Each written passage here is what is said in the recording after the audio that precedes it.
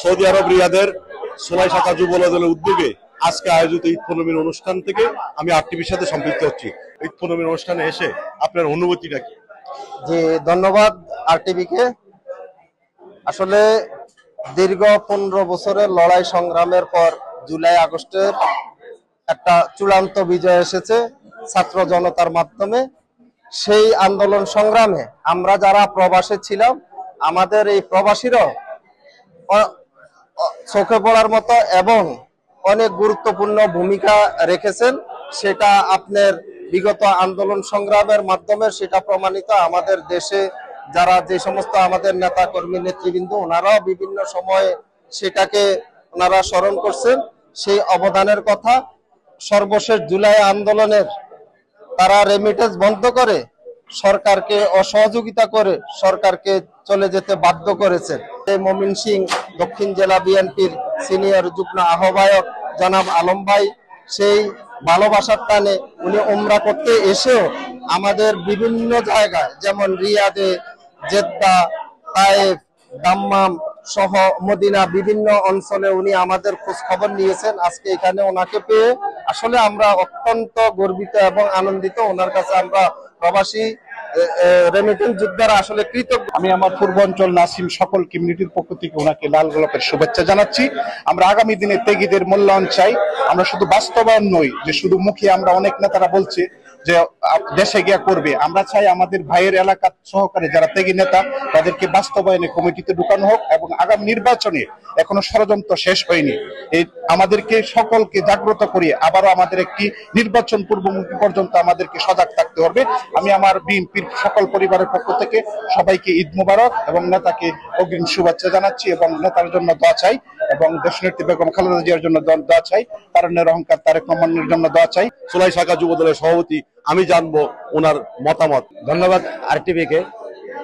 আসলে আজকে এই ঈদের, আপনারা জানেন প্রবাসী যারা, আমরা প্রবাসে থাকি, তারা ঈদের আনন্দ কি জিনিস আমরা এইভাবে এতটুকু বুঝি না, কিন্তু আজকে আমাদের এত আনন্দ লাগছে যে আমরা সবাই ঈদের পরে আমাদের নেতা আমাদের মাঝে আসার কারণে আমরা সবাই একত্র হইতে পারছি।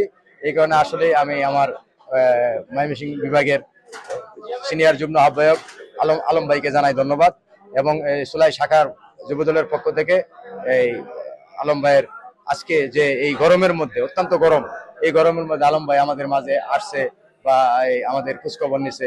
আমরা যারা প্রবাসে আছি কিভাবে আমরা প্রবাসে দিন কাটাচ্ছি বা যাদের আকামা নাই বা এইসব বিষয়ে ইনশাআল্লাহ আলম ভাইয়ের সাথে কথা হয়েছে এবং আলম ভাই আজকে মোটামুটি আমাদের সাথে প্রতিশ্রুতি দিয়েছে যে ইনশাআল্লাহ আমাদের এই বিষয়টা আমাদের বিএনপির হাইকমান্ডের মাধ্যমে জানানো হবে।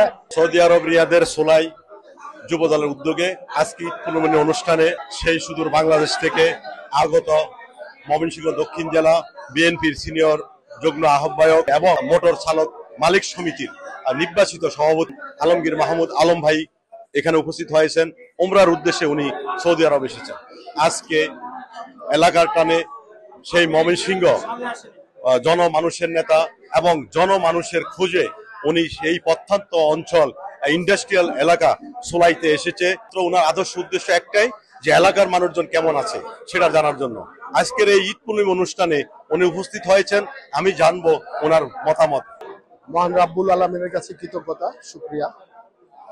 আজকে আমি এই যে প্রবাসের যে রেমিটেন্স যোদ্ধারা করে তিল তিল করে যে রেমিটেন্সের মাধ্যমে আমাদের দেশটা সচল থাকে এবং এদের শ্রম ঘাম যে আমরা যে বিপুল পরিমাণ, যে এরা যদি একটা মাস বা একটা দিন রেমিটেন্স বন্ধ করে দেয় আমাদের দেশটা অচল হয়ে যায়। এবং আমরা এই ফ্যাসিস্ট আমলে দেখেছি যে যখন অভ্যুত্থানটা চূড়ান্ত পর্যায়ে, ঠিক সেই সময় রেমিটেন্স যোদ্ধারা, এই সৌদি আরবের সমস্ত রেমিটেন্স যোদ্ধারা তাদের রেমিটেন্স বন্ধ করে দিয়েছে এবং সেই সময় এই বৈষম্য বিরোধী ছাত্র জনতার অভ্যুত্থানে একটা ব্যাপক প্রভাব পড়েছে। আজকের এই আয়োজন, এই যে এরকম একটা আয়োজন, এটা আমাকে অত্যন্ত আমার রাজনৈতিক জীবনের একটা স্মরণীয় ঘটনা এবং এটা আমাকে বিস্ময়ান্বিত করেছে, সৌভাগ্যবান্বিত করেছে।